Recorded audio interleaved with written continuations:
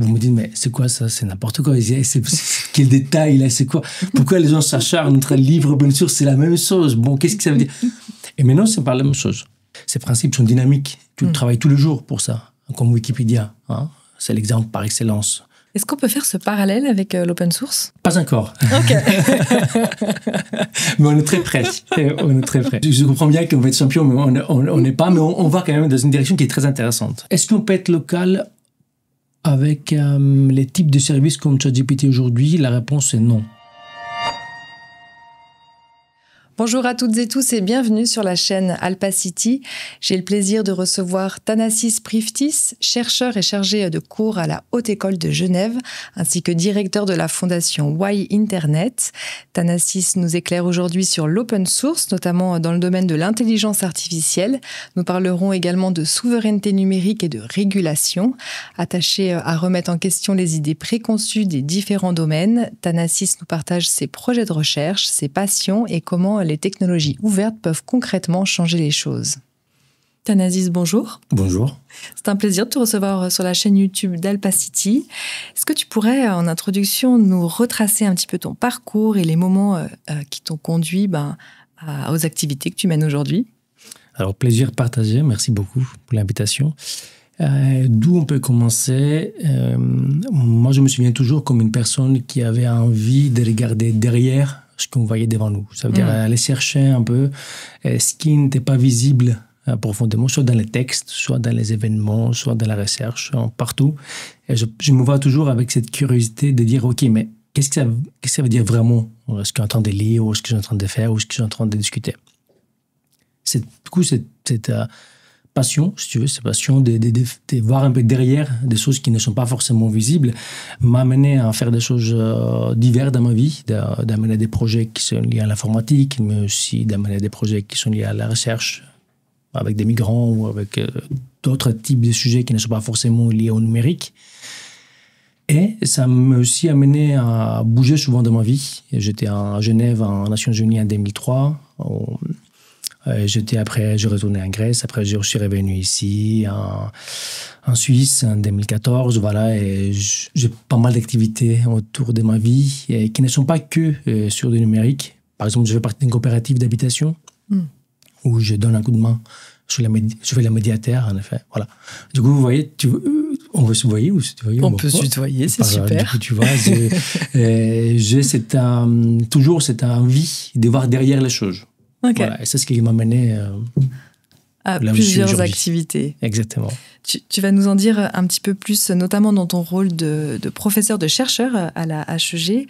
Mais je sais que tu es aussi directeur de la fondation Internet. Est-ce que je le prononce bien? Parce que c'est avec un Y à la place du I. C'est un jeu de mots, c'est Why Internet. Why? Ah, d'accord, Why pourquoi Internet. Bien sûr. Dans les années 2000, du coup, quand le président Théo Pandolfi crée cette fondation, il s'est posé pourquoi Internet, pourquoi il est si important, Internet aujourd'hui, et qu'il en est toujours, bien évidemment. Et donc, est-ce que tu peux nous dire quelques mots sur les activités de la fondation et peut-être quelques exemples de projets que j'ai pu voir assez passionnants? Très bien. Commençons par la fondation, c'est une très bonne idée, que je suis directeur depuis 2014, qu'on a une vision du numérique qui est une vision responsable et éthique. Ça veut dire qu'on veut que nos projets respectent cette idée qu'il y a une certaine citoyenneté à défendre derrière nos projets. C'est-à-dire que les personnes qui participent ne sont pas là que pour consommer une technologie ou être passif devant un sujet ou une nouvelle technologie qui arrive, mais plutôt poser des questions qui vont leur permettre de comprendre mieux comment cette technologie fonctionne. Ça, c'est du coup les principes de la fondation. Mais c'est un principe qui trouve des outils comme les licences ouvertes, comme les logiciels libres et open source, comme les contenus ouverts, voilà, l'éducation ouverte et tout ça. Si on prend tout ça, aujourd'hui, on a plusieurs projets, mais je vais citer 3 projets qui peuvent être intéressants. D'abord, des projets de formation qui se passent chez nous avec nos partenaires européens. Ce qu'on fait, c'est qu'on essaie de créer des projets qui sont au niveau européen. Et nous, on fait le déploiement, si tu veux, les pilotes en Suisse. Okay. Typiquement, aujourd'hui, on a 2 projets qui sont sur place. Un, c'est la santé numérique. Ça veut dire qu'on va essayer de comprendre comment le numérique interroge notre santé, ou en tout cas comment on utilise les données autour de la santé pour faire des applications numériques et essayer de voir avec c'est quoi notre rôle dedans. Et l'autre, c'est le numérique pour l'urbanisme. Et typiquement, ça, c'est un projet en 2025 qu'on va essayer d'amener les enfants, ou en tout cas les jeunes, à les sortir de leurs écoles ou de leur université. Et on a créé une application pour ça, en libre open source, qui va permettre du coup, à des personnes qui vont participer de un peu cartographier leur ville. Qu'est-ce qu'ils aiment, qu'est-ce qu'ils n'aiment pas, qu'est-ce qu'ils veulent changer. Voilà, du coup, c'est essayer d'urbanisme, à révisiter l'urbanisme avec cette fois-ci un rôle plus acteur et d'évaluer mon quotidien. Ça, c'est du coup des projets côté formation. On a un grand projet je travaille dessus maintenant, ça s'appelle TEDx Geneva. TEDx Geneva, c'est un projet autonome avec son propre équipe et ses propres règles, mais on a la licence, nous, pour avoir cet événement à Genève. Et là, l'événement à venir, c'est le 22 novembre. Et le thème de cette année, c'est Being Intelligent, être intelligent. Et tu vois, on peut imaginer plusieurs intelligences, plusieurs types d'idées derrière. Voilà, c'est ça, les TED, c'est une scène ouverte, TEDx Geneva, où on amène les gens à proposer leurs idées. On travaille beaucoup avec eux. On a maintenant 4 dimanches de répétitions avec les speakers.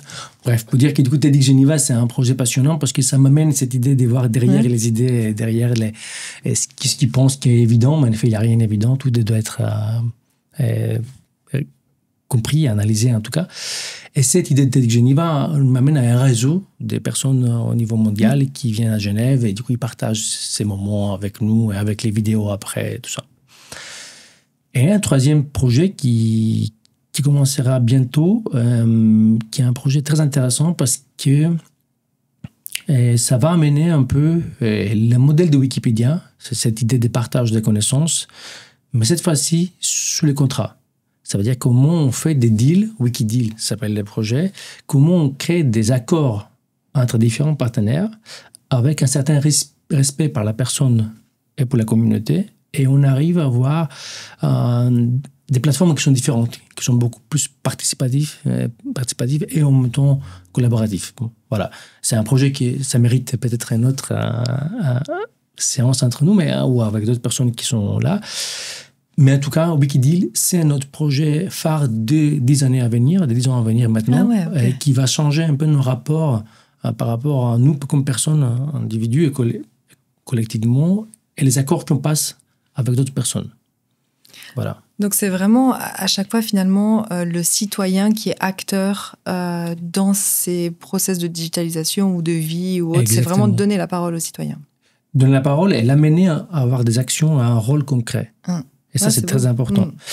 Et c'est là où du coup je veux me placer un peu mes aspirations idéologiques, si tu veux. Parce que quand on parle de technologie, il faut jamais croire que les technologies sont neutres. Les technologies, ni les données, ni rien du tout est neutre. Tout est basé sur des décisions qu'on a prises avant.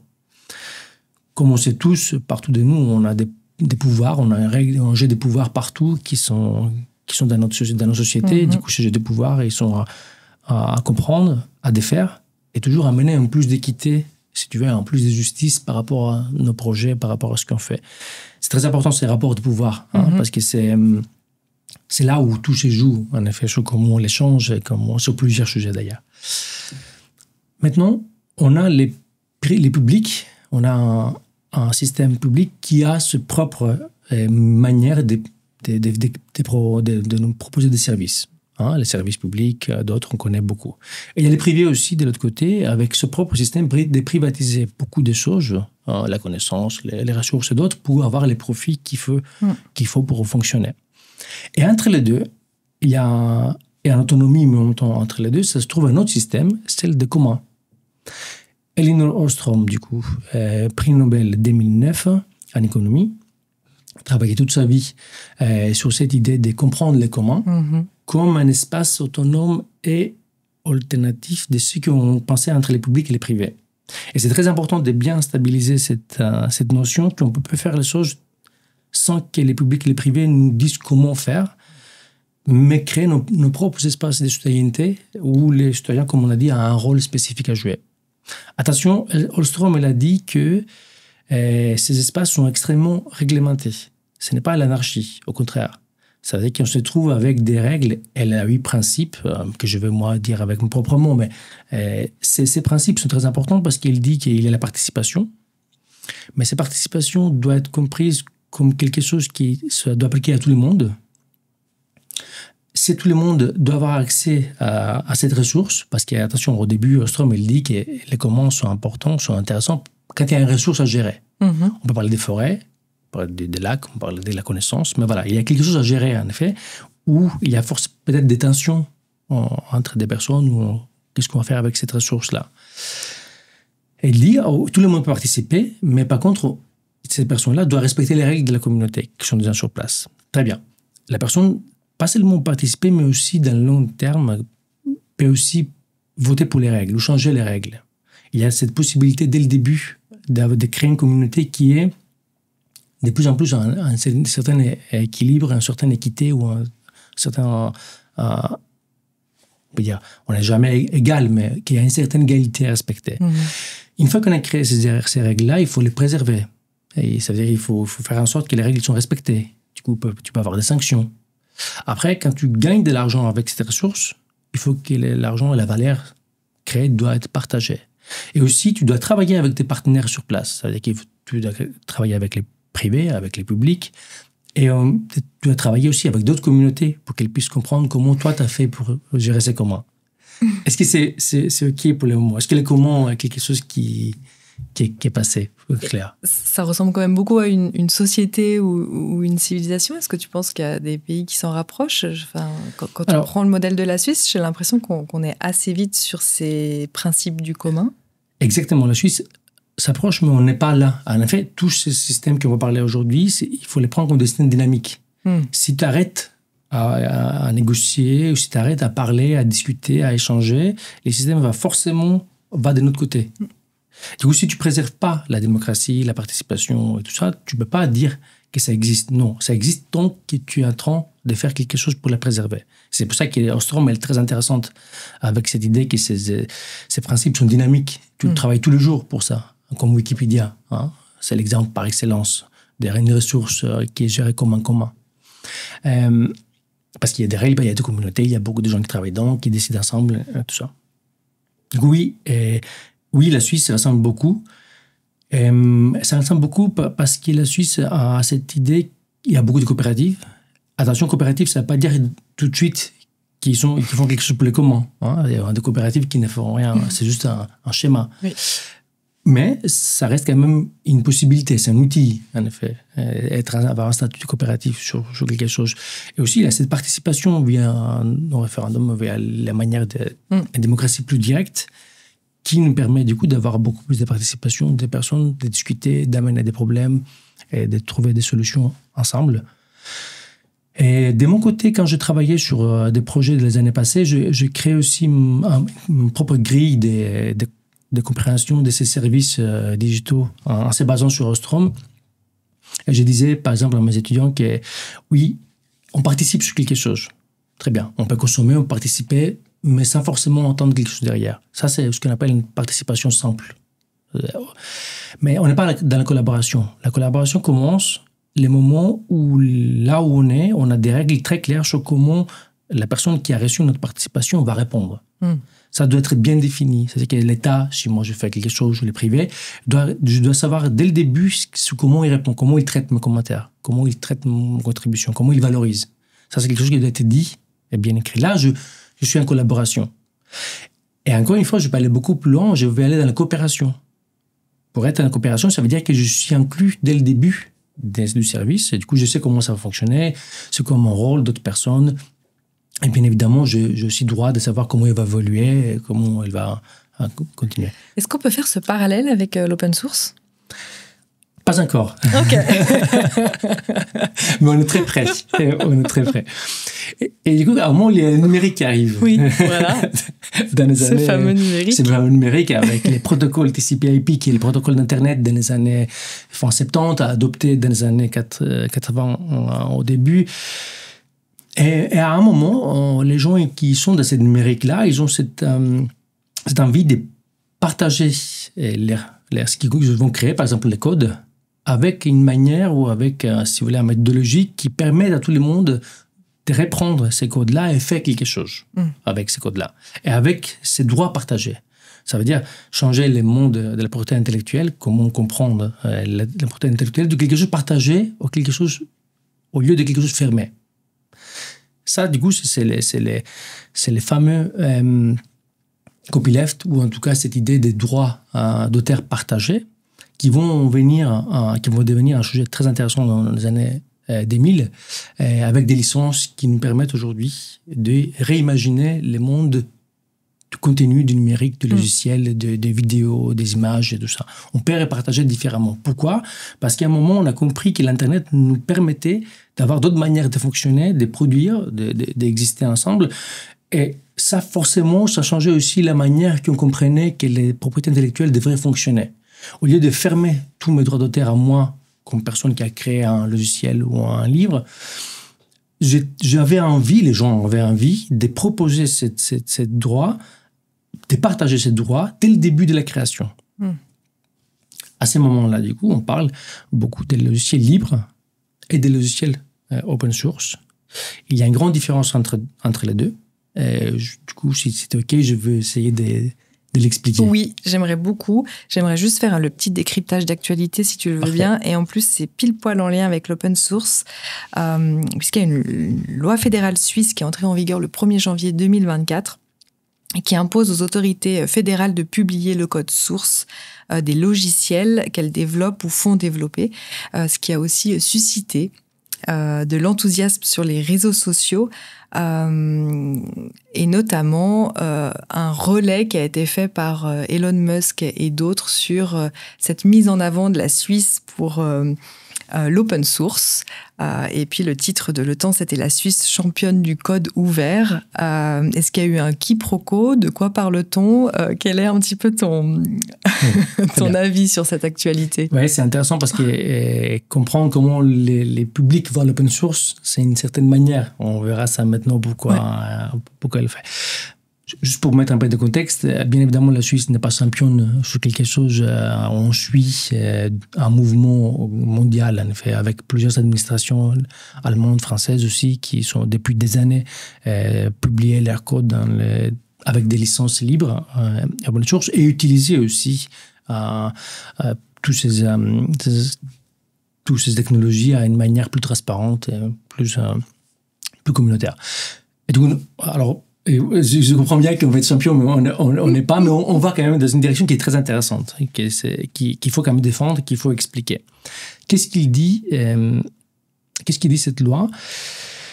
Il dit que si vous voulez avoir plus d'interopérabilité entre les systèmes dans un pays qui est un pays fédéral, avec beaucoup de systèmes séparés, sans forcément savoir qui fait quoi, avec quelles normes, avec quels mécanismes de communication, le logiciel libre open source sont idéaux. Pourquoi? Parce qu'il vous pose déjà une architecture que tout le monde connaît, que tout le monde sait comment les choses fonctionnent. Ça, c'est très important. Pourquoi? Parce qu'on peut parler de plus de transparence, on sait comment se passent les choses.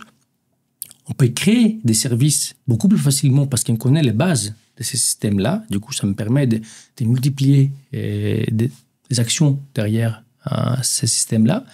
Et aussi, ça me permet de créer cette interopérabilité, ça veut dire que les systèmes puissent parler entre eux plus facilement.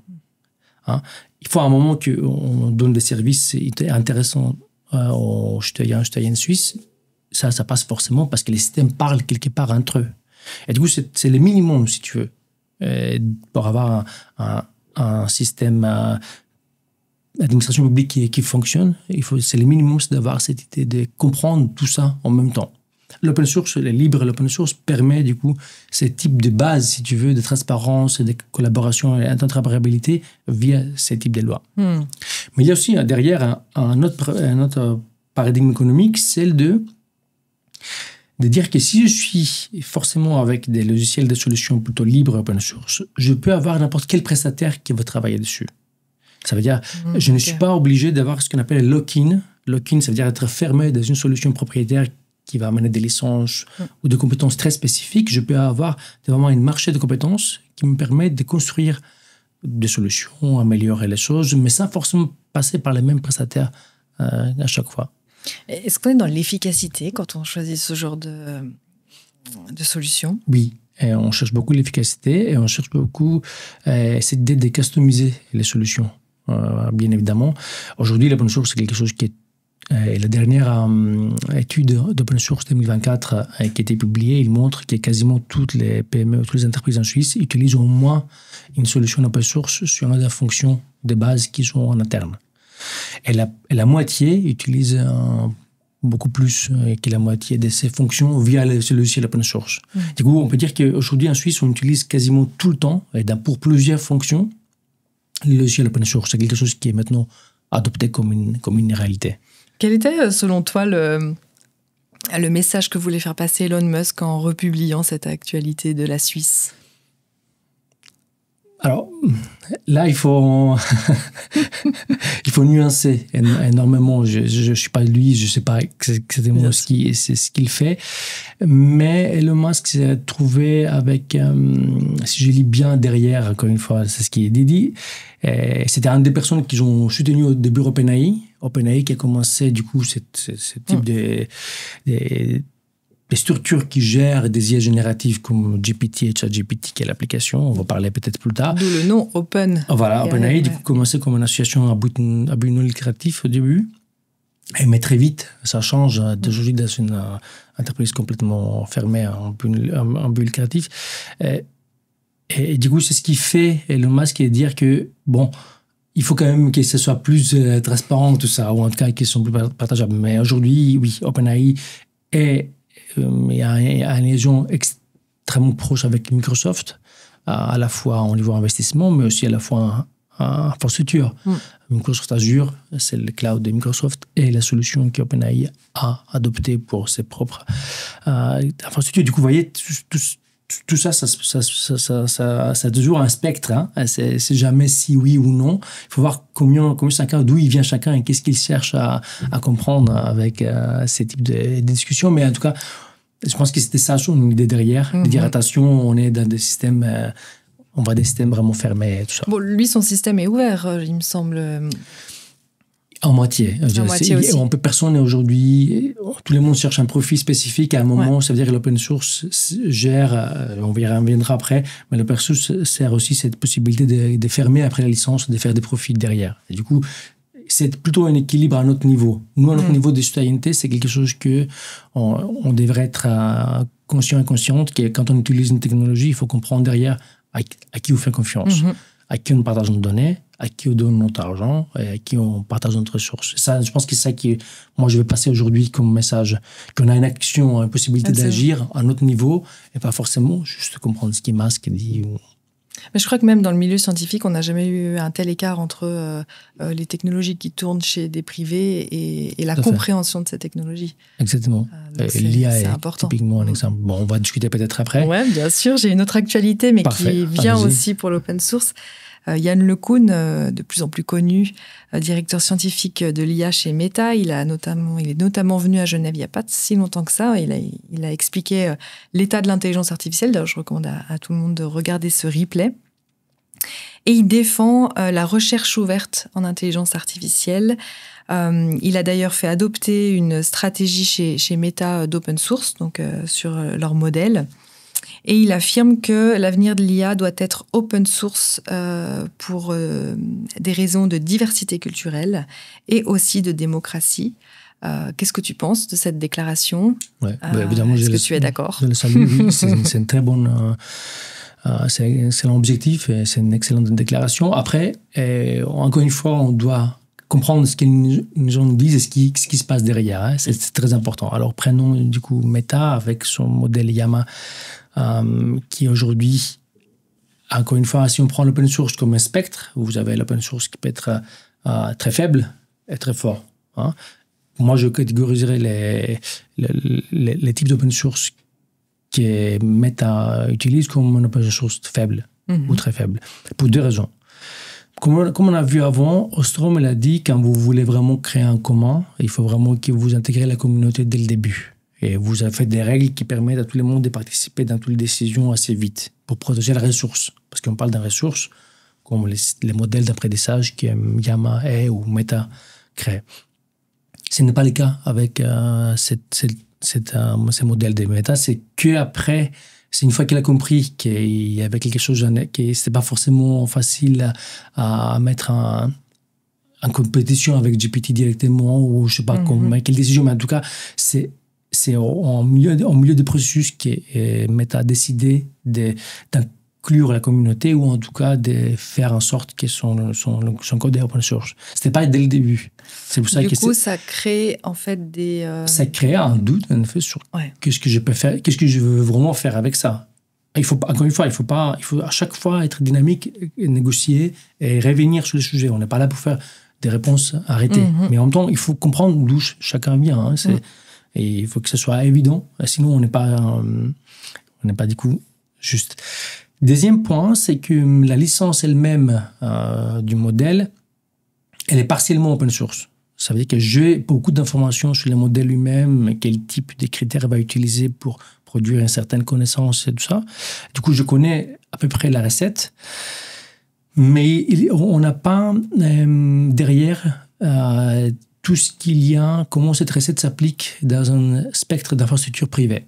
Ça veut dire que vous avez les serveurs et les services qui devraient prendre tout ça et faire en sorte que l'IA fonctionne. On n'a pas cette même licence pour ce logiciel ou ce matériel qui est maintenant privé et privatisé. Ça veut dire que si je vous donne une recette, là c'est simplifié, mais vous comprenez à peu près ce que je veux dire. Parce que vous avez une recette pour faire quelque chose, mais vous n'avez pas comment le four d'être réglé. Ça, c'est problématique. Parce que vous ne savez pas, en effet, sur quoi vous mettez votre recette initiale. Maintenant, prenez ça avec une énorme complexité qui lie à hein, c'est bien, c'est pas une recette parce que je peux changer, bon, non, on fois, comprend bien, mais le parallèle est bon pour comprendre. Voilà. Du coup, c'est pour ça que je classifie moi-même cette open source comme une open source faible. Ou très faible. Est-ce qu'il y a des modèles d'intelligence artificielle open source niveau élevé? Oui, il y a. Et c'est là où est intéressant toujours l'Internet et cette intelligence collective. Vous avez Hugging Face, du coup, c'est un endroit, une plateforme collaborative et ouverte où tous les modèles open source aujourd'hui sont là, avec différentes communautés qui travaillent dessus.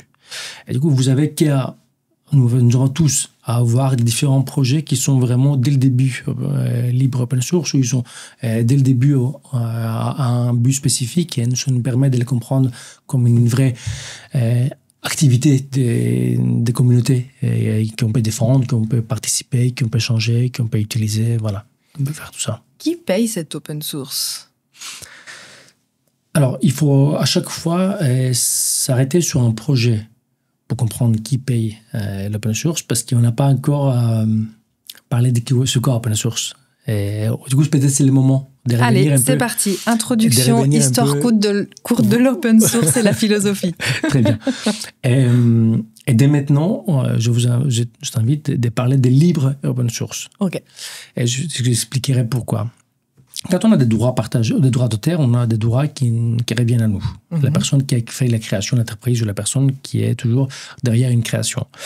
Et ces droits, comme on a dit, c'est des débuts fermés. Après, on pourrait les partager. Je peux partager du coup la manière via laquelle tu peux utiliser les codes. Tu peux l'étudier, par exemple.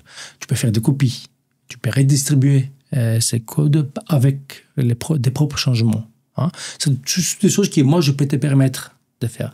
Et les logiciels libres et les logiciels open source ont toujours cette même idée que à chaque fois que je crée un livre, une vidéo, un bout de code ou autre chose, je donne en même temps à la personne, l'utilisateur, la possibilité d'exécuter cette code-là, de faire une édition s'il a envie, de republier les codes avec l'édition qu'il elle ou il a fait, et de créer des copies de cette œuvre pour les diffuser comme la personne veut. Hein? Du coup, ça, on parle de licences très permissives. Hein? Ça nous donne énormément de possibilités. La seule condition que open source propose, c'est toujours attribuer la personne qui a créé l'œuvre initiale. Ça, c'est normal, parce que toute la propriété intellectuelle fonctionne avec cette idée que vous êtes obligé de donner à la paternité. Bon, pourquoi paternité et pas maternité, c'est une très bonne question, mais en tout cas, c'est... Je ne l'ai pas posé. Voilà, je l'ai dit moi déjà, parce que je suis déjà... Voilà, et du coup, attribuer, si vous voulez, du coup, la paternité, comme on dit aujourd'hui, de l'œuvre à celui qui l'a créé. Ça, c'est le logiciel open source. Est-ce que tu as un exemple? Oui, il y en a plusieurs.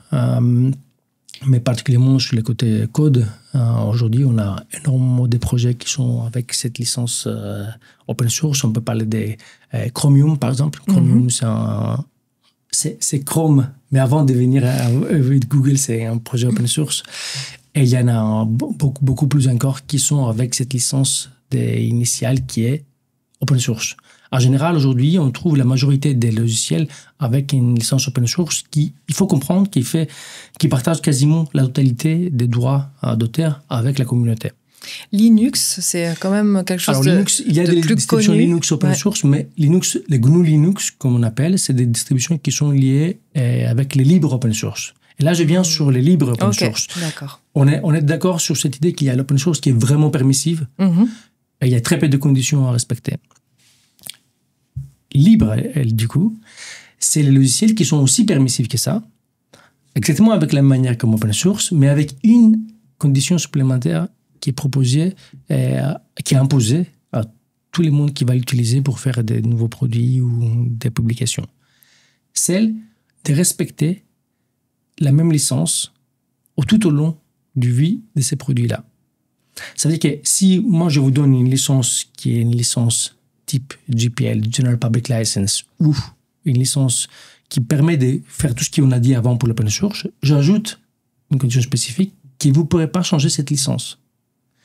C'est-à-dire que vous faites comme vous voulez. Encore une fois, vous pouvez faire de l'argent, vous pouvez faire des copies, vous pouvez faire rediffuser les livres, vous pouvez faire des éditions, créer vos propres versions, tant que vous avez, encore une fois, dit que c'est moi ou la personne qui a créé l'œuvre initiale qui a la paternité, l'attribution initiale de l'œuvre, ok. Et après, vous avez du coup une deuxième condition, un projet à vous, celle de respecter la licence, ça veut dire les mêmes conditions jusqu'au bout de cette chaîne de production. Okay. Vous ne pourrez pas du coup changer la licence. Vous me dites, mais c'est quoi ça? C'est n'importe quoi. Quel détail là? C'est quoi? Pourquoi les gens s'acharnent entre livre open source? C'est la même chose. Bon, qu'est-ce que ça veut dire? Et maintenant, c'est pas la même chose. Ok. Et parce que c'est une licence qu'on appelle virale. Ça veut dire que c'est une licence qui va rester avec les mêmes produits. Tous les produits derrière vont rester avec les mêmes licences. Vous ne pourrez pas changer la licence. Et là, vous avez avec une licence permissive. Mais maintenant, je vous pose la question, qu'est-ce que je peux faire du coup avec la licence open source plus tard? Je donne la réponse, je peux changer la licence. Ça veut dire que je peux changer les conditions initiales avec l'open source et faire un logiciel propriétaire, qui n'est pas le cas avec les libres.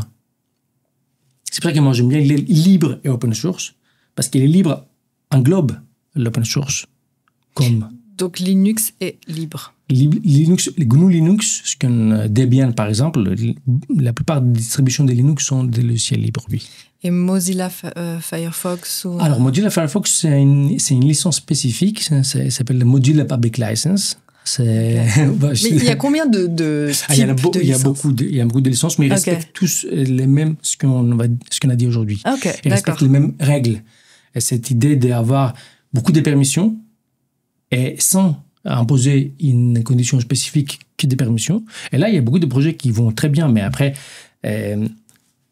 ça peut changer la licence. Et ça, c'est un gros risque. Parce que ce qui fait Google, ce qui fait Apple, ce qui fait Microsoft, ce qui font beaucoup des entreprises aujourd'hui, qui au début proposent un logiciel en open source, mais après, une fois qu'ils publient les propres produits, pour amener tout ce qui est propriétaire déjà, les différentes extensions propriétaires, ils privatisent la totalité du code. Attention, ils n'ont pas privatisé ce qui est en open source. Ce qui est en open source, publié en open source, reste en open source. Juste qu'eux, ils ont la capacité, bien évidemment, les ressources, les données et la capacité humaine de compétences pour créer des produits propriétaires qui sont basés sur un système open source. La même chose avec les libres n'est pas possible. Parce que vous êtes obligé de publier toutes vos contributions, toutes vos licences, toute votre création sous la même licence, comme Wikipédia fait. Aujourd'hui, Moodle, par exemple, qui est un logiciel qu'on utilise tout le temps pour faire des types de cours en ligne, c'est un logiciel libre open source. WordPress, tout le monde connaît WordPress parce que vous avez bien évidemment des sites qui sont sur WordPress. Tous les logiciels WordPress est lui-même un logiciel libre open source. D'ailleurs, j'ai vu qu'ils avaient eu une petite dispute au sein de OpenPress. Une grande dispute, pardon. Pas petite dispute. Ouais. Hein, parce que c'est, encore une fois, la propriété intellectuelle ne règle pas les règles du commerce. Là, on parle qu'une base de ce qu'Ostrom dit. C'est un outil, hein, en effet. Tout le reste, c'est discutable toujours. C'est pour ça que c'est passionnant. Tous les systèmes qui sont hybrides, qui peuvent changer un peu et qui ne sont pas que privés ou que publics, sont très intéressants parce que ça amène toute la société, tout ce que la société est en train de faire aujourd'hui autour de nous. Par contre, et là, encore une fois, le public, c'est étatique, du coup, il fait ce qu'il veut, mais des fois, il n'est pas transparent, on n'est pas voilà. Et le privé a toujours cette tendance d'aller vers les monopoles. Et ça, c'est un autre problème, parce que, ça semble peut-être compliqué, tout ce que je dis par rapport au logiciel et tout, mais l'alternative, c'est les monopoles. C'est-à-dire que vous avez Amazon, Microsoft ou Google qui sont des monopoles aujourd'hui, qu'on ne peut pas ni toucher, ni changer les pouvoirs qu'ils ont récupérés après toutes ces années de privatisation du code des données. Et finalement, WordPress, si on prend cet exemple qui est assez parlant, je trouve, en termes de fonctionnement, pourquoi ils ne sont pas allés vers du monopole ? Alors, c'est une excellente question.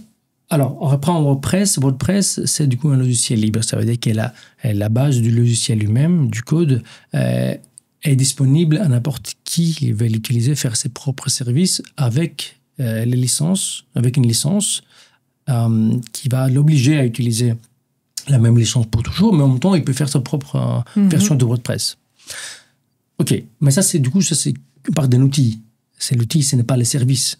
Derrière, vous avez un service qui s'appelle WordPress.org, qui est la fondation. Et vous avez après deux compagnies privées qui se disputent aujourd'hui. C'est du service, mais pas du code, parce que les codes restent disponibles. Mais c'est le service, ça veut dire qui peut aujourd'hui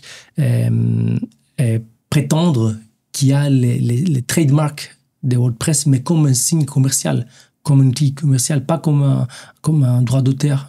Ça n'a rien à voir avec... On a passé du coup des logiciels libres open source et on voit l'exploitation du marque. Du coup, vous avez Automatica qui est côté WordPress avec Matt, le fondateur de WordPress, du coup, qui accapare depuis des années cette idée du trademark WordPress avec les services qu'ils ont fait aussi pour contribuer pour les extensions et tout ça. Et vous avez WordPress Engine, un autre service qui dit que moi, j'ai le droit d'utiliser mon propre service, je fais du coup mes propres produits et j'ai fait un service qui est tout à fait bien et beaucoup de gens l'utilisent. Et là, du coup, vous avez cet monde qui est un peu se clash parce que Automatic dit que vous n'avez pas assez contribué au code qui existe, ou en tout cas aux ressources pour que ça soit pérenne, le libre open source. Et eux, ils disent, nous, on l'a fait, mais vous ne pouvez pas nous imposer à quelle manière on va le faire. La licence ne nous dit pas tout ça. Du coup, c'est une guerre commerciale. Et oui, c'est un autre niveau. On a passé au niveau du trademark et des guerres au niveau commercial, mais ça n'a pas à voir avec les codes. Les codes est toujours disponible. Mais comment on arrive à garder cette philosophie de l'open source quand on est face à des gains possibles, quand on doit créer des entreprises, quand on voit en fait le potentiel de cette communauté qui a réussi à créer du code intéressant, on pourrait dire, simplifié comme ça. Comment on arrive dans ce système des communs à ne pas aller justement sur du monopole ? Oui. Comment on rétribue en fait ? C'est ça que je me demande comme question. Si on prend l'exemple de Wikipédia, pour changer un peu, après on peut revenir sur WordPress. Est-ce que Wikipédia aujourd'hui, est-ce qu'il y a une valeur Wikipédia ? Énorme valeur. Tous les IA, tout le monde sur le monde numérique a utilisé Wikipédia comme un exemple d'apprentissage. Du coup, si l'IA existe aujourd'hui, c'est parce que Wikipédia, elle existe là, pas seulement, il y a d'autres projets aussi, mais du coup, Wikipédia existait. On sait comment prendre. Très bien. Énorme valeur, c'est le 7e d'ailleurs site le plus visité au monde, Wikipédia. Est-ce que les gens sont payés derrière ? Non, ils ne sont pas payés. Du coup, ils sont tous des bénévoles. 5000 personnes connectées tous les jours, tous des bénévoles, pour gérer un bien commun comme la connaissance d'un encyclopédie qui va être accessible à tout le monde. Est-ce que les gens, par contre, qui sont dedans, peuvent certifier les compétences ou en tout cas montrer qu'ils ont fait des choses intéressantes ? Pour moi, clairement, oui. Ça veut dire que quand quelqu'un vient avec un parcours wikipédien derrière, je sais exactement de ce qu'il a travaillé, quel rôle il a eu. Il a fait des modérations, il a fait des éditions, il a fait des écritures des livres, des documentations. C'est énorme, les compétences qu'on a derrière quand on travaille sur un espace comme Wikipédia. Collaboration et tout. Tout est un espace de validation de compétences incroyable. Du coup, vous voyez bien qu'on a quand même cette possibilité de valider des motivations et des compétences via les communs. C'est nous qui on a créé ces communs-là et les gens sont très fiers sur ça. Par contre, Wikipédia ne crée pas de l'argent, de valeur ajoutée. Il vit via les contributions des personnes parce qu'il n'y a pas de pub. Du coup, il vit avec les contributions des personnes chaque année. Et aussi des contributions comme Google et d'autres qui utilisent bien évidemment ces services. Ils veulent que les services persistent parce que c'est très utile pour les propres machines de recherche. Voilà. Google finance est un donateur. Contribue.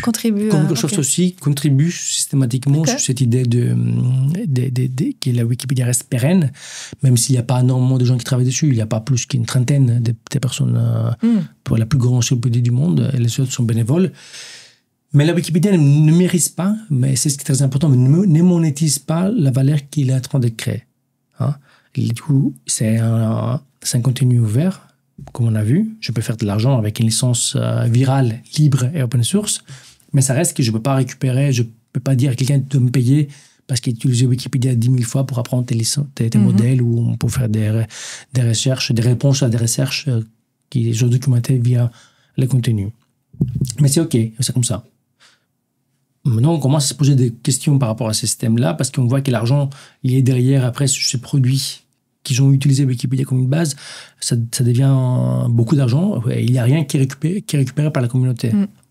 Et deuxièmement, l'autre problème avec ce type d'abus, si tu veux, de la connaissance de Wikipédia, c'est que les gens ils vont aller moins sur Wikipédia, ils vont moins être contributeurs sur ce qui est les connaissances initiales et vont moins contribuer avec des donations pour que les projets puissent persister. Du coup, il y a des vraies questions qu'on va se poser dans le futur, particulièrement avec les IA génératives qu'on va expliquer après, mais sur comment ils récupèrent des contenus, des données qui existent autour de nous et comment ils réapparaissent comme quelque chose de normal. Mais non, en effet, il y a un vrai travail derrière. Et ça, il faut vraiment s'attarder sur l'idée de travail. Les gens, ils ont travaillé même si c'était bénévole. C'est pas parce qu'on est bénévole qu'on ne travaille pas. Oui, absolument. Voilà. Maintenant, si on veut prendre sur cette idée des modèles d'open source, on peut faire toujours de l'argent avec les services. C'est-à-dire que quand vous publiez un logiciel en open source ou un libre open source, c'est évident que vous êtes l'expert et l'experte.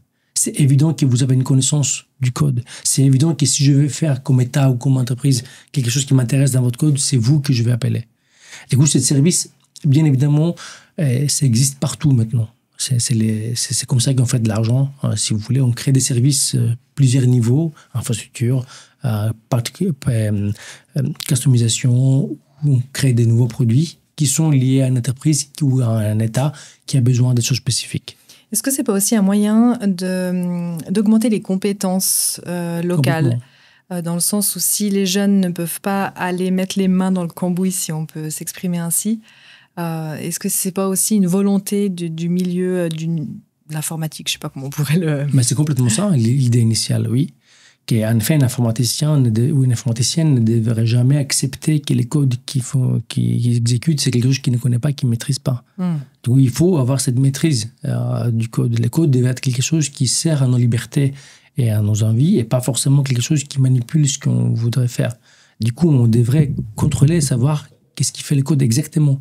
Et ce n'est pas qu'un souhait, c'est vraiment vérifier avec des programmes, des audits ou autre chose. Du coup, vous avez tout à fait raison. Mais une fois que vous avez fait ça, vous avez prouvé que vous pourrez travailler sur ces codes-là et vous pourrez créer des solutions ou proposer d'autres produits qui sont liés à ces codes-là. Du coup, oui, c'est un énorme tremplin de compétences. Tout ce qu'il y a commun, ça, c'est un énorme tremplin de compétences pour aller plus loin. Et nous, on aurait espéré que ça reste dans le commun, mais ça peut aussi dans le privé. C'est pas des espaces étanches. C'est communicant tout le temps. Et d'ailleurs, le privé et le public, vous voyez qu'ils sont tout le temps de parler avec les communs pour trouver des portes ou en tout cas des manières de travailler ensemble. En tout cas, l'open source, c'est quand même un business. J'ai regardé quelques chiffres. Je ne les ai pas notés, alors je ne vais pas vous les donner maintenant. Mais j'ai vu quand même que les États-Unis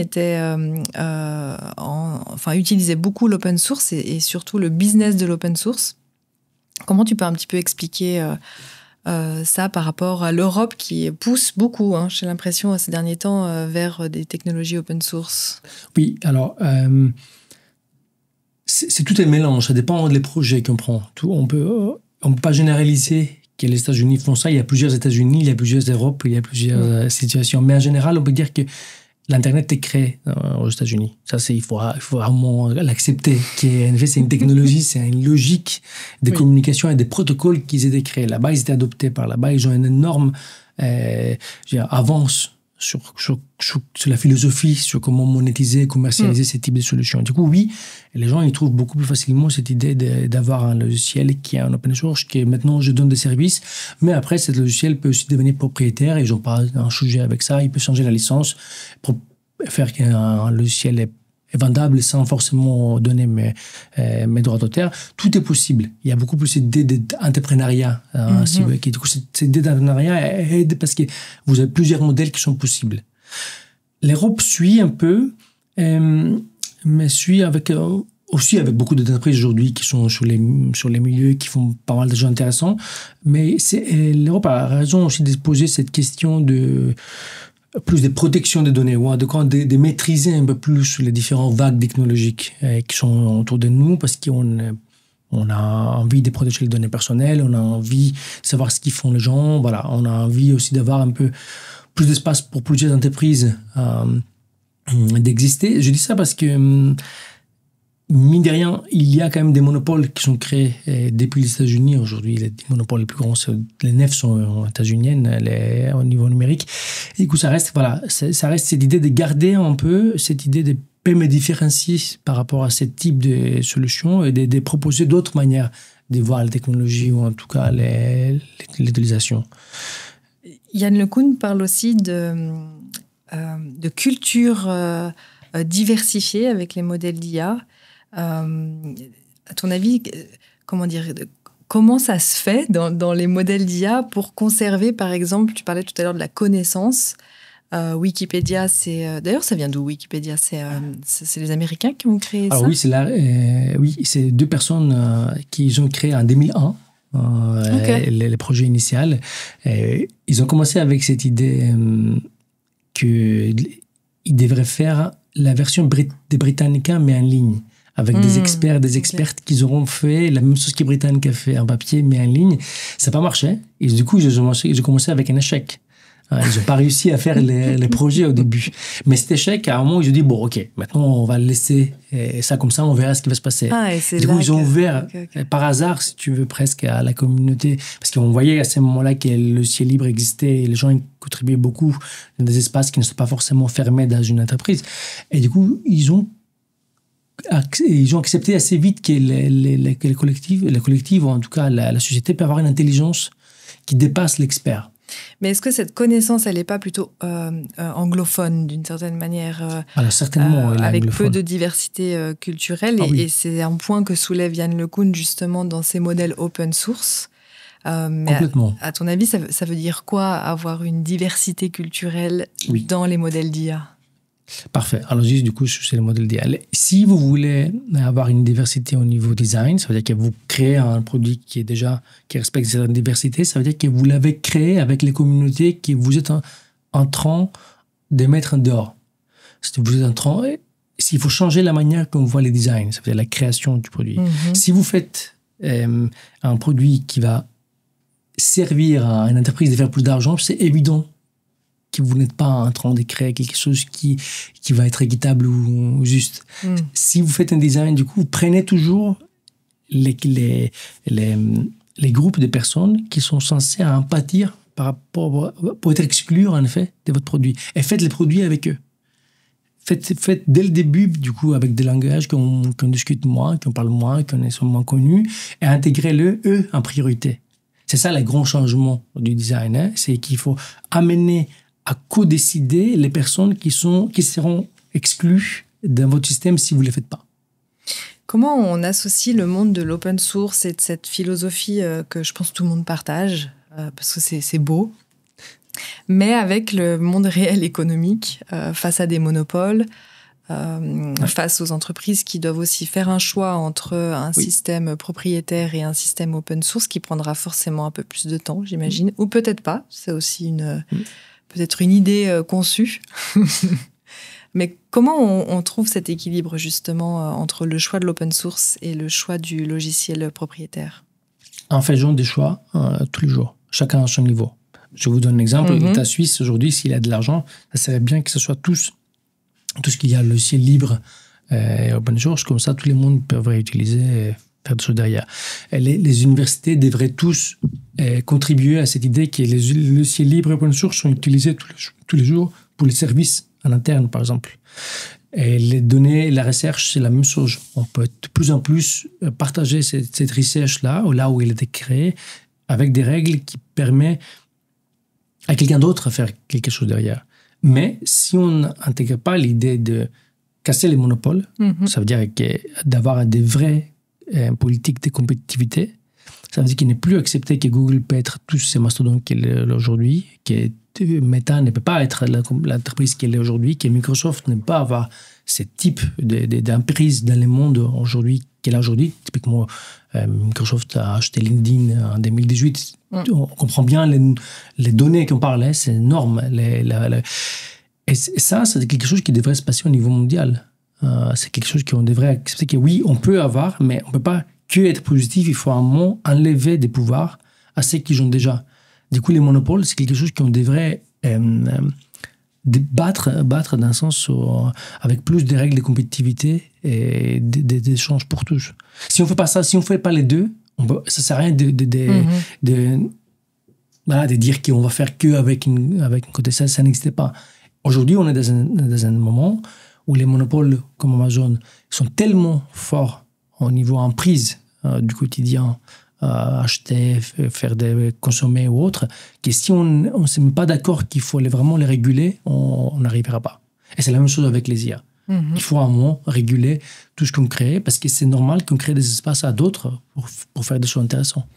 Ça m'emmène à cette question de données et de régulation. On connaît le dicton, les États-Unis innovent, la Chine copie, l'Europe régule. Ouais. Peux-tu nous donner un petit peu ton avis sur cette régulation qui semble parfois, dans le milieu de l'économie, un petit peu trop restrictif et puis peut-être un frein même à l'innovation sur des technologies qu'on ne maîtrise pas parfois, qui ne sont pas créées chez nous? Parce que tout ce qui est un frein pour les autres, pour quelques personnes, c'est toujours une opportunité pour d'autres. Ouais. Hein, c'est ça que je disais avant. C'est pour ça qu'il faut voir un peu de quelle direction on veut que les choses aillent. Si c'est plus d'équité, si c'est plus de participation, plus d'opportunités, ou c'est juste pour protéger des choses qui existent. Voilà. Alors, prenons du coup un exemple très concret, c'est le RGPD. Le RGPD, du coup, c'est la loi de protection des données personnelles en Europe. C'était une énorme révolution en 2018. Commencé l'élection 2016, mais 2018, on a eu la législation qui a permis à l'Europe de se positionner comme quelqu'un qui a un rôle à jouer sur comment le numérique peut évoluer. Et du coup, cette protection de données, elle est double. Et oui, elle protège la personne avec l'idée de ne pas être exposé toujours à cette quête incessante des données personnelles qui, après, stigmatise comme un profil pour des pubs ou en tout cas pour des produits ciblés. Du coup, je suis bien protégé. Mais plus important, je peux aussi m'amener des règles qui sont différentes par rapport à comment les données sont traitées. Et je dis ça parce que tout le monde pense que la RGPD est qu'une... qui des cookies, ou j'arrête mes cookies, ou en tout cas je clique sur un consentement, sur un consentement pour du coup je consens que mes données sont utilisées pour faire quelque chose. Mais attention, la RGPD normalement elle va plus loin et elle dit le traitement des données est aussi un sujet des législations et des réglementations. Je devrais savoir comment les données sont traitées, à quelle fin, est-ce que c'est vraiment ce qui était passé, et l'entreprise qui récupère mes données personnelles doit être capable à répondre à cette idée. Quand je demande comment mes données personnelles étaient traitées chez vous, avec qui vous avez partagé, quel produit vous avez fait, vous devrez être capable de me répondre. Et ce n'est plus un choix, si vous voulez, nice to have, c'est vraiment quelque chose que vous devrez faire, vous devrez prouver que vous pourrez le faire. Énorme sujet du coup, c'est très intéressant. Je trouve que l'Europe a a extrêmement bien innové avec cette RGPD, mais qui n'a pas forcément poussé avec l'IA. C'est-à-dire qu'avec l'IA, on a choisi à introduire encore une nouvelle législation qui cette fois-ci, c'était un calcul des risques. C'est-à-dire qu'on prend les IA comme des systèmes des risques qui sont là pour faire la guerre, pour faire le recrutement, pour faire des chats, pour faire des services. Voilà. Okay, du coup, on peut les classer par rapport à ce type quel type de service veut amener, et on peut les réguler comme ça. Mais c'est un problème parce que dans les risques, vous avez toujours des exceptions. Du coup, oui, on ne peut pas faire forcément des recrutements via des algorithmes, mais on peut les faire s'il y a un humain derrière. Donc, on va vivre dans de l'exception. Voilà. Et cette exception, c'est soi-disant sur cette idée d'innover et de donner la possibilité d'innover. Mais est-ce que nous, on considère que l'innovation, elle est vraiment là? Est-ce que c'est sur le recrutement ou sur autre chose? Est-ce que tout devrait être numérisé? Est-ce que tout devrait être automatisé? Est-ce que tout devrait être de cette idée-là? Ou est-ce qu'il y a des autres types d'innovation qu'on n'a pas en train de réfléchir aujourd'hui, avec d'autres types d'espaces qu'on peut créer où la participation et la coopération sont différentes? C'est une vraie question à se poser, et ça, c'est une question sociétale. C'est pas une question que les licences peuvent répondre. C'est licence qui est un outil, ou les codes est un outil. À la base, c'est quel type de société on a envie d'avoir plus tard. Qu'est-ce qu'on cherche? Là, on parle d'environnement, par exemple, de transition environnementale. Est-ce qu'on peut faire une transition environnementale quand on sait ce qu'il y a consomme aujourd'hui? Et l'IA, comme on le connaît maintenant, c'est phénoménal. Le nombre d'eau, c'est le nombre de litres d'eau qui est une IA générative comme GPT et ChatGPT comme application consomme aujourd'hui. Et du coup, à moins, il faut comprendre qu'avoir un peu... Et la Suisse est très intéressante pour ça. Prendre son temps, comprendre les phénomènes, poser des règles, essayer de maîtriser les règles avec une discussion collective. Je pense, là, je décris notre Suisse, là, j'espère en tout cas, est très intéressant. Et c'est ça qu'il fallait faire. La réponse, c'est plus de démocratie. C'est pas moins de démocratie. J'avais une question justement sur... voilà, il y a les lois européennes, la RGPD. La Suisse est partie un peu dans la même direction avec la NLPD. Avec les PD l'année passée. Exactement. 37 ans, oui. L'IA Act européen. Oui. La Suisse prendra son temps pour se positionner. Comment tu vois un peu les choses? Est-ce qu'on devrait faire quelque chose de très local finalement, ou est-ce qu'on devrait poursuivre et puis mettre en place des exceptions finalement?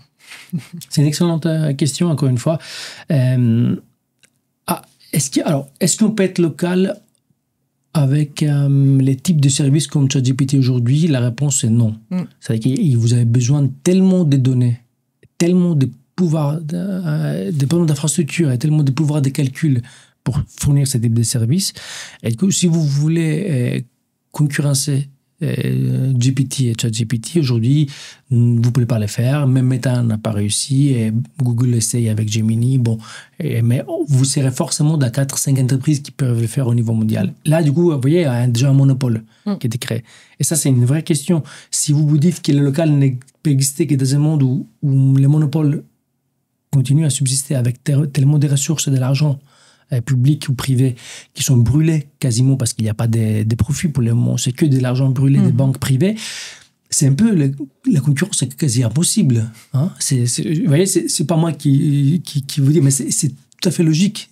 Quand on vous explique ça, vous dites non, en fait, c'est comment on va arriver. Mais ça ne veut pas dire qu'on peut imaginer des IA spécifiques avec une certaine finalité qu'on comprend comme importante, parce que là aujourd'hui, ChatGPT, c'est une discussion sans fin, mais il n'y a pas de finalité, si vous voulez, intéressante derrière. Mais pourquoi on discute? On discute, mais c'est pourquoi. Peut-être qu'on parlera après, mais du coup, la finalité, elle est très... Mais peut-être qu'on peut trouver des IA ou des applications de l'IA pour des finalités spécifiques. Et là, oui, on peut devenir local, ou en tout cas national, avec des solutions beaucoup plus pointues et concrètes, mais sur des problèmes spécifiques. Pas surtout.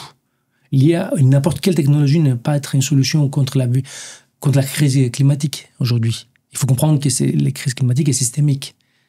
Oui, on peut trouver des mini-solutions sur des problèmes spécifiques, mais pas sur la totalité.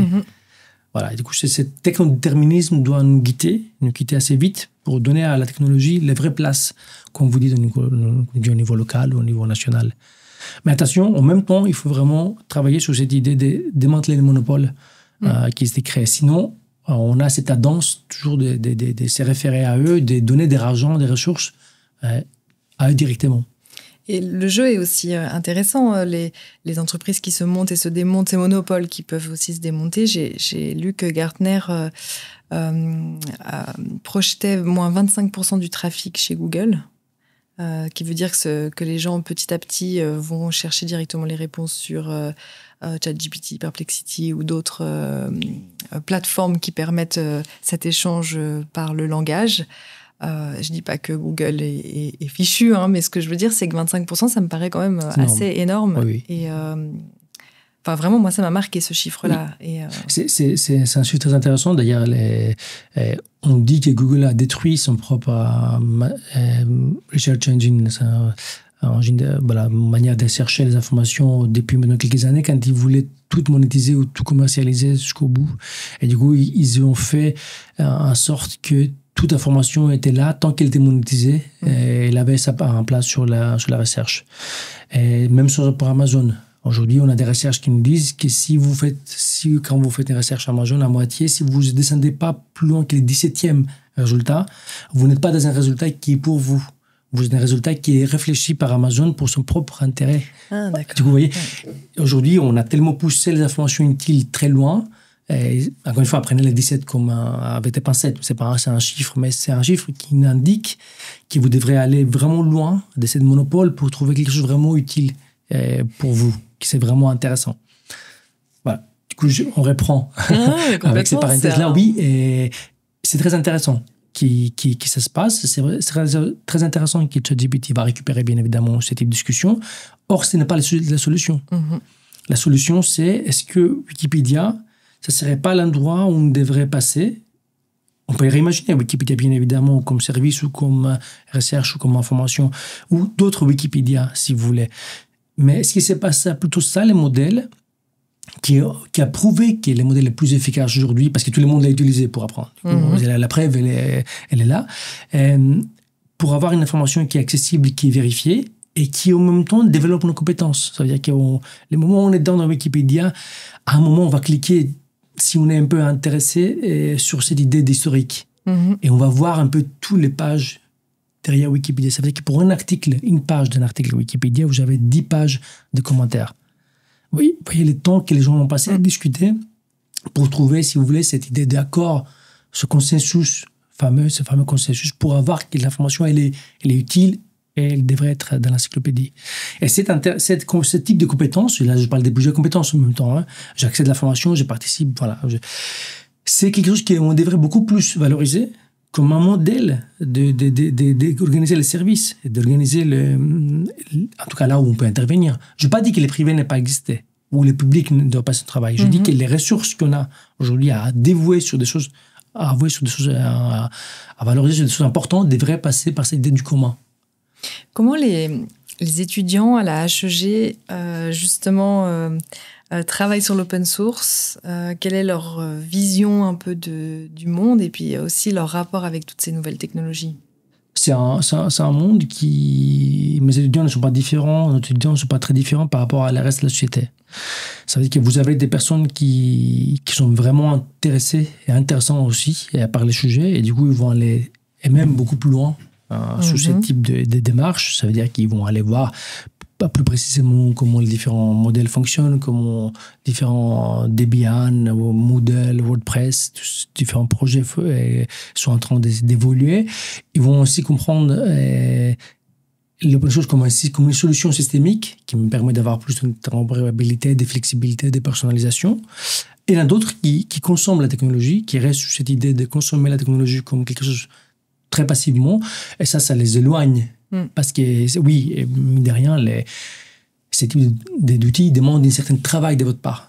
Ils demandent que vous compreniez les sujets, ils demandent que vous avez quelque chose à partager, qu'il y a des enjeux, en effet, que vous devrez participer avec, c'est d'améliorer quelque chose.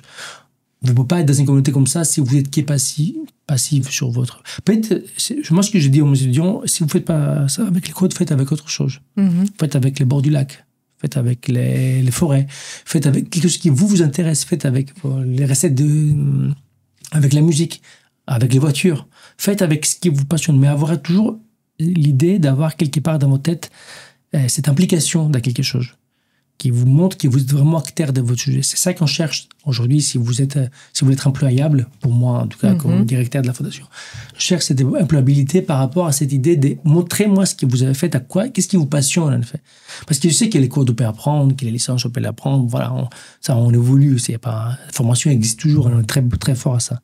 Ce qui n'existait pas, c'est cette idée d'avoir envie de changer quelque chose autour de moi et de faire un impact différent par rapport à là où je suis, comment je change les choses en effet, comment je les améliore. Tu parlais de culture numérique tout à l'heure aux États-Unis. Justement, est-ce qu'en Suisse, on a cette culture numérique? Est-ce que de manière générale, mais justement, est-ce que les jeunes comprennent tous ces enjeux et dans quel monde ils sont nés finalement? Parce que maintenant, on peut dire qu'ils sont nés dans le numérique. C'est marrant parce qu'on a fait cette discussion un peu avant, oui, et ils sont nés dans le numérique, ils sont bombardés par le numérique et les données, mais ils n'ont pas forcément cette emprise de ce qui veut dire une technologie.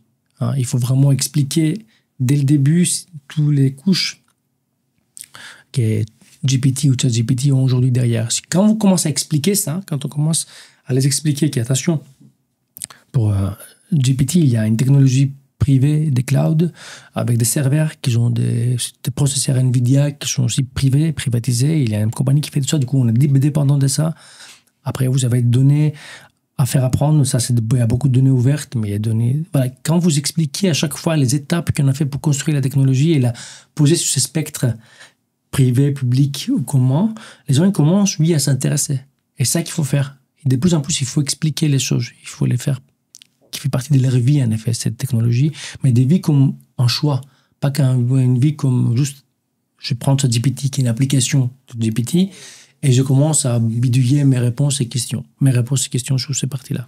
Mais ce que je voulais aussi parler dans la culture numérique, c'est peut-être que quand on est né là-dedans, par exemple, le fait d'avoir de manière très jeune partagé les données personnelles, c'est peut-être plus un enjeu pour eux. On pourrait aussi imaginer vivre dans un monde où la donnée est accessible et plus protégée. Exactement, mais la réponse est toujours la même. Ouais. Ça veut dire que j'avais un autre projet qui était sur les... J'y arriverai pas, hein. C'est un autre projet qui était sur les personnes qui travaillent sur Uber Eats et Just Eats, toutes ces plateformes aujourd'hui, ou Uber en général. Et on disait, mais vous n'êtes pas posé la question que vous êtes traqué tout le temps par rapport à vos données personnelles et tout ce que vous faites, vous êtes évalué par rapport à n'importe quel feedback que vous donnez au système. La réponse, c'est, du coup, ça dépend beaucoup de d'où vous venez. Si vous êtes, du coup, une personne qui a vraiment besoin d'un travail, du coup, vous avez une certaine précarité. Et cette précarité-là vous oblige d'utiliser ce type de service pour travailler. Du coup, vous savez que vous ne posez même pas la question. C'est un non-sujet. Vous dites, mais qu'est-ce que tu me dis? C'est pas mon problème. Moi, je veux juste travailler. En fait, je veux travailler, même si je suis épuisé, parce que c'est des boulots très difficiles. Du coup, la condition initiale via laquelle on entre dans la technologie joue énormément. Si vous êtes après un étudiant qui va faire ça que pour gagner plus d'argent 2 fois par semaine, vous posez la question et dites oui, effectivement, c'est un problème. Je ne veux plus qu'après une année ou 2 ans de travailler sur ce type d'entreprise parce que je sais qu'ils abusent de mes données personnelles. Vous voyez, c'est le spectre ce qui compte. Et si vous êtes du coup une précarité, bien évidemment, vous ne pouvez rien faire, c'est un non-sujet. Si vous n'êtes pas contre là pour faire juste, pour gagner plus d'argent, pour faire un voyage ou pour gagner un peu mieux votre vie tous les jours, là, vous vous posez la question et vous savez que plus tard, vous n'accepterez pas ce type de traitement des données personnelles. Même si vous le faites maintenant parce que vous voulez... Vous voyez, c'est un spectre, c'est dynamique, ça évolue. Et nous, il faut pousser la société, c'est pour ça que je reviens sur... Et nos étudiants et les gens autour de nous, d'aller sur cette dynamique-là. Pas les obliger de le faire. Il n'y a pas d'obligation parce que c'est extrêmement pervers, la technologie est tout le temps. Tu ne peux pas dire, tu n'utilises plus de GPT. Mais il faut quand même dire ce qui se passe. Par exemple, j'ai un autre exemple avec le travail de bachelor aujourd'hui, sur l'utilisation de l'IA, on est choqués. On est choqués, pas moi, tous les profs, on est face à nous en septembre, ou en tout cas, à le moment où les étudiants écrivent les travaux de bachelor, qui sont tous passés par l'IA. Alors, si vous les dites, si vous les maîtrisez, si vous les faites pour corriger, ou si vous êtes capable de nous dire exactement où vous l'avez fait cette utilisation, c'est intéressant. On peut l'accepter encore. Mais si vous le faites comme quelque chose qui vous donne une réponse et vous produisez un travail qui devrait prendre plusieurs jours, quelques heures, là, il y a un problème. Là, il y a un problème et c'est très évident que vous avez triché, en effet, sur votre travail de bachelor. Si on considère... D'ailleurs, c'est très intéressant si on replace, par exemple, les travaux qu'on peut mener à différentes époques, j'imagine que quand Wikipédia est sorti, les professeurs devaient peut-être ne pas autoriser les étudiants ou les obliger à aller à la bibliothèque. En fait, comment on s'adapte aussi c'est trop dur de demander à quelqu'un Exactement. de pas utiliser un briquet et d'allumer son feu avec 2 pierres. Tout à fait. Mais ça veut dire qu'il ne faut pas l'expliquer, il ne faut pas le dire, il ne faut pas essayer. Complètement, ouais. Avec le mot Wikipédia, c'est exactement ce qu'on disait à ce moment-là, tous les profs, que Wikipédia, c'était incroyablement bien pour les étudiants, parce qu'ils ne peuvent pas citer Wikipédia comme une source. Attention, c'est ça c'est le grand changement. Ils peuvent citer que les sources que Wikipédia a trouvées et d'aller plus loin. En source Wikipédia n'existait pas. Tu ne peux pas citer une encyclopédie. Très rarement, en tout cas, sur quelques exemples très rares. Mais normalement, un prof oblige les étudiants sur Wikipédia d'aller voir les sources que l'article lui-même a utilisées pour aller. Le problème ça, avec les IA, c'est que ça devient très compliqué. Parce qu'il y a mâche-tout et il n'est pas fait avec cette dette historique ou des sources qui sont automatiquement mises dedans. C'est la facilité qui est... Perplexity va là-dedans. Il va là-dedans, mais encore une fois, elle est faite pour être générative. C'est normal. On peut lui demander d'être une encyclopédie, c'est pas son rôle. C'est ça que, des fois, je me demande aussi, on utilise ça pour faire du code. OK, mais ce n'est pas fait... L'IA n'est pas faite pour un code sur un problème spécifique. L'IA, elle est là pour maîtriser mieux quel mot devrait suivre après un autre mot. Et c'est avec distance-là qu'on devrait prendre... Quand mes étudiants font du code aujourd'hui avec l'IA, avec Copilot, je dis attention parce que là, vous êtes en train de perdre la responsabilité de ce que vous avez fait. Du coup, oui, on peut peut-être vérifier, mais pas tout de suite parce qu'il faut vraiment que vous écrivez vos propres œuvres au début. Comprendre. Voilà. Et c'est ça, du coup, tout l'enjeu aujourd'hui. Je comprends. C'est pour ça, c'est l'effort qu'on doit demander aux étudiants de réaliser un travail pour avoir une certaine logique. Exactement. Et ensuite... Et en effet, c'est l'enjeu et la responsabilité qu'ils devraient porter derrière ce qu'ils ont fait. C'est eux les responsables, ce n'est pas l'IA. C'est eux. Et du coup, il faut maîtriser et être responsable sur chaque paragraphe qu'ils ont créé, pourquoi ils ont fait. Il faut poser ces questions-là. Non, mais c'est vrai. Mais voilà, si vous faites ça, OK. Mais dans ce cas-là, vous verrez que vous avez perdu du temps. Comment vous avez repéré que les étudiants utilisaient beaucoup l'IA ? C'était trop parfait dans les phrases. Ouais, c'est tellement stylisé. C'est un type de contenu qui est tellement évident qu'on ne parle pas comme ça forcément. Et après, j'ai des assistants et des assistantes qui sont extrêmement malignes parce qu'ils étaient même étudiants. Et du coup, moi je suis toujours dans un moment de nuage, de numérique, je veux tout comprendre. Et ils font des pièges dans les énoncés des cours ou des choses qui mettent et qui savent après qu'ils ont utilisé. Ah, d'accord. Et après, vous avez des IA qui expliquent les IA. Bon, bref, c'est marrant parce que moi, je dis aux étudiants que je pense qu'aujourd'hui, les IA génératives vous desservent. Parce que maintenant, tous les profs sont extrêmement attentifs et même biaisés par rapport au fait que vous avez déjà utilisé quelque part l'IA. Du coup, vous devez être parfait, pas seulement dans l'écrit. Ah, donc ça monte le niveau d'excellence. Exactement. Moi, c'est ça, moi, cette année, j'ai compris en effet que ça monte le niveau les attentes qu'on a en fait de tout le monde. Là, vous ne pourrez plus... On ne peut plus faire une faute d'orthographe aujourd'hui. Mais si vous le faites, ça veut dire que c'est presque intéressant, parce que ça me donne un bug et du coup, on peut voir pourquoi vous avez fait. Mais comme vous ne faites pas de toute façon des fautes d'orthographe, et comme vous utilisez de la même manière les choses, après, ça dépend... Il faut vous expliquer que vous avez compris tout ce que vous avez écrit. C'est pour ça qu'aujourd'hui, je vous donne juste ça comme exemple car aujourd'hui, on a changé les barèmes du coup d'évaluation, par exemple des thèses ou de travail de bachelor, et on a que 30% sur l'écrit et 70% sur les 70% sur les orales. Ah, ok. Et avant, c'était quel... C'était le contraire. Ah, d'accord, intéressant. Ouais, du coup, on a bouleversé l'évaluation. Donc ce qui voudrait dire que l'oral devient quelque chose de... Extrêmement important. Extrêmement important par rapport à l'écrit. Et peut-être qu'on va aussi dans une société où on a beaucoup plus de commandes orales que écrites. En tout cas, l'écrit, ça va exister, mais ça va être un peu... Si c'est comme ça va être tellement générique On va trouver peut-être dans cette relation plus directe cette compréhension de la compétence. Est-ce que la compétence est validée ou pas? Parce que c'est ça. Parce que le bachelor, du coup, a validé une série de compétences que moi, je vois à peu près validées avec ce qui existe là, mais je veux bien que ça se passe en oral aussi. Du coup, pour moi, ça augmente la difficulté pour les étudiants aujourd'hui. Mais ça, c'est qui est mon idée à moi. Après, les étudiants peuvent passer différemment de ce qui se passe. Je pense qu'on change à chaque fois. C'est Michel Serres qui expliquait très bien les cerveaux vides, mais... Oui. Et en fait, on sait quelles compétences on perd, mais qu'on ne sait pas, c'est ce qu'on gagne. C'est exactement ça. Et l'IA, pour moi, c'est flagrant. Attention, l'IA générative, c'est l'IA comme est revenu à un projet global. Faut pas prendre, tous les IA ne sont pas la même chose, les algorithmes, ce ne sont pas des IA. On peut encore définir, passer de temps à comprendre un algorithme comme une recette spécifique qui travaille avec données structurées, qui a un output, c'est-à-dire un résultat spécifique, et des IA qui sont en train d'apprendre avec des humains ou pas, et avec différents contextes, énormément de données, et du coup, ils sont très généralistes, en effet. Et ils apprennent qu'avec des probabilités. Quel mot est plus probable d'être là? Mais tu ne peux pas demander à l'IA de... D'ailleurs, avant de venir ici, je demandé à ChatGPT de me montrer des logiciels libres open source comme des exemples, ce qu'il lui comprenait. Et il ne savait pas faire la différence entre libre et open source. Ah ouais, ok. Il me prenait GPL, qui est une licence, comme on disait avant, avec les droits partagés, la même licence qui est virale, qui reste toujours, comme une licence open source.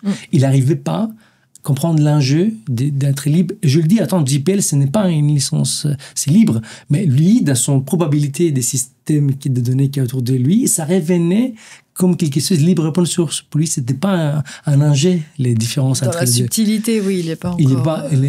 Mais c'est juste qu'il n'est pas fait pour ça. Ouais, il est fait pour discuter avec ce qu'il a. Il n'est pas fait pour me donner une réponse sur mon problème. On a beaucoup d'attentes sur ces outils et on veut on veut pas prendre de risques. On n'accepte aucune erreur d'ailleurs. Ouais.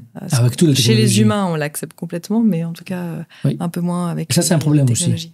Parce que ça a mené à énormément de dépenses énergétiques, infrastructures et d'autres, pour faire en sorte qu'il n'y ait pas de bugs ou qu'il n'y a pas de... Et du coup, ça, c'est un problème parce que ça met quelques entreprises ou quelques clouds, quelques infrastructures qui peuvent vous donner cette impression que tout est... c'est-à-dire tout est fluide, tout est là, sans interruption. C'est seamless, comme disent les Anglais. C'est une fluidité qui est quasiment là tout le temps. Mais c'est faux, c'est complètement faux. Les bugs existent partout.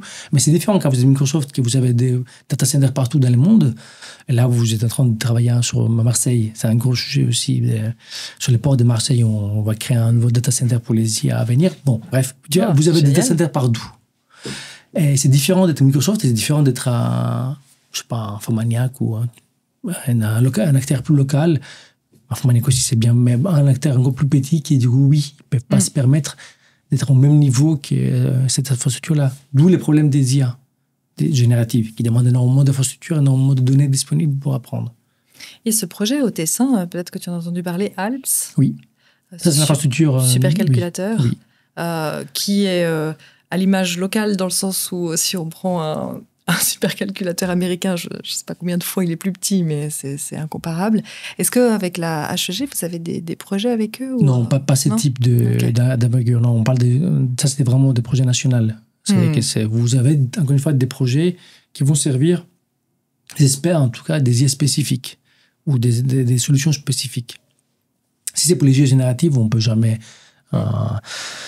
concurrencer, malheureusement, les privés sans régulation, parce que Microsoft est en train d'acheter aujourd'hui des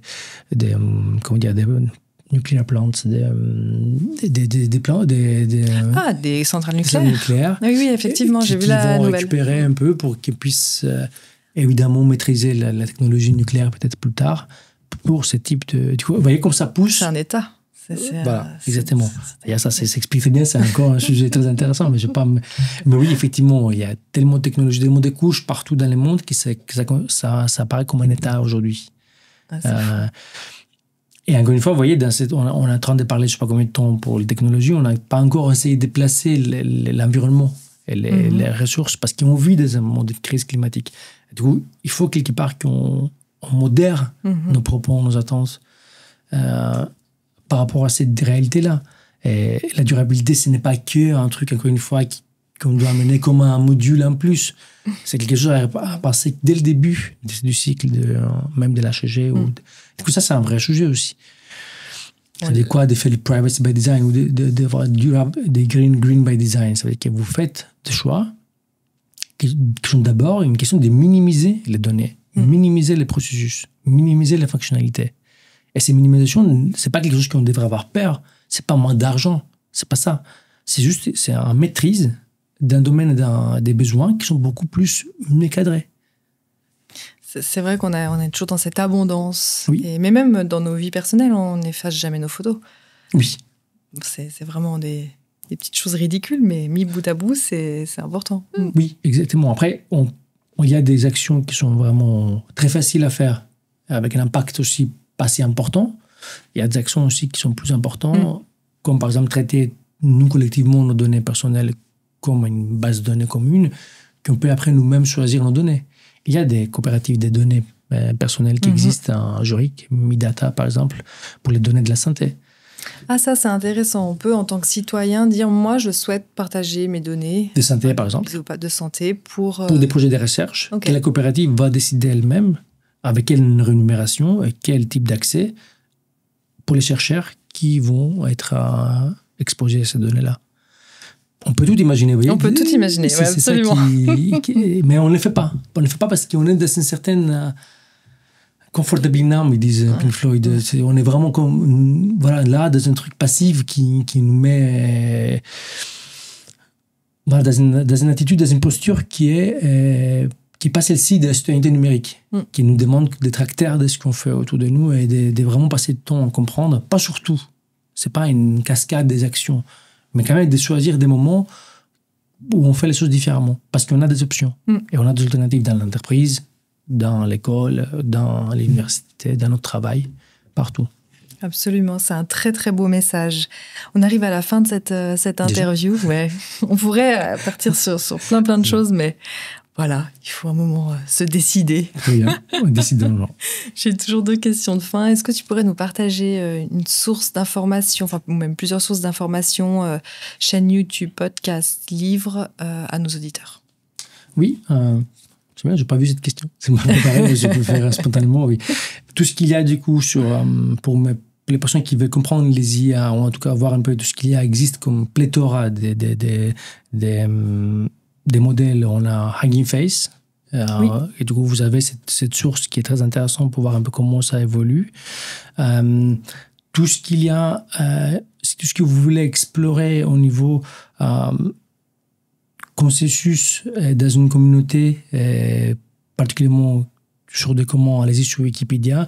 Il y a des exemples de Wikipédia, des méta-Wikipédia, ça veut dire quelles règles on a aujourd'hui pour décider qu'un article est valide ou pas. C'est passionnant de voir la précision des règles qu'on a créées sur Wikipédia pour décider la gouvernance. Du coup, je vous invite d'aller sur ce monde des règles de Wikipédia qui sont extrêmement chiffrées aussi. Ce n'est pas... pour voir un peu comment c'est construit. C'est ce qui représente le plus la philosophie de l'open source, si on pourrait dire, ces Exactement. règles de Wikipédia. Si on veut vraiment aller creuser le sujet et bien les comprendre. livres open source, en tout cas, en général, cette idée de la communauté, elle est cruciale. Que la communauté doit exister, doit avoir un rôle derrière. Il y a un super américain, il s'appelle Cory Doctorow. Et elle a écrit pas mal de livres de science-fiction, mais aussi il est quelqu'un qui est un activiste du numérique et avec des très bonnes idées, des posts quasiment tous les jours où il explique ces phénomènes un peu de privatisation des données, technologies et aussi des monopoles, et où il est passionnant aussi. Voilà, et après, n'arrêtez pas de lire tout. Tout ce qu'il y a, moi c'est ce que j'adore, en fait, tout roman, science-fiction, tout ce qui met en question, en effet, tout ce qui illumine un peu mieux ce qui est caché dans notre société, mérite d'être un peu mieux compris et discuté. Et venez t'aider que Geneva, c'est quand le 22 novembre. C'est tout bientôt. Oui. Je vous invite volontiers, votre équipe, pour cet événement-là. Venez parce que c'est là aussi où on voit le travail de vulgarisation, on peut voir des idées qui sont complexes des fois, mais qui peuvent devenir accessibles, ou en tout cas plus accessibles, avec un vrai travail de curation.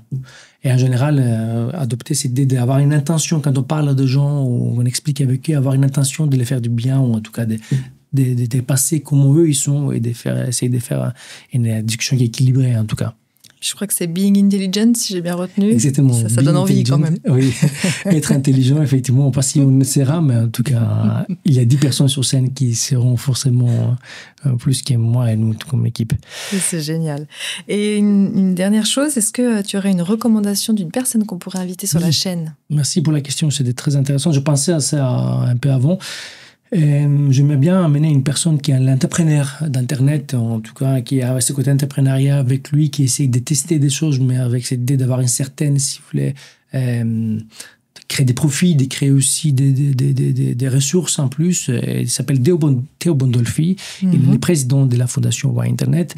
Et c'est lui aujourd'hui qui est derrière ces projets Wikideal, que vous avez dit avant, qui s'inspire de Wikipédia pour créer un type d'espace de contrats qui sont maîtrisés par la communauté avec les règles, et ils sont signés par des personnes intéressées avec l'aide d'autres personnes derrière pour voir si ça se passe bien ou pas. Et du coup, c'est une idée d'avoir cette idée de collaboration, pas seulement sur les contenus numériques, mais aussi sur les contrats qu'on signe tous les jours, qui peuvent faciliter nos interactions de tous les jours. Magnifique, on le contactera de ta part. Avec grand plaisir. Thanasis, merci infiniment.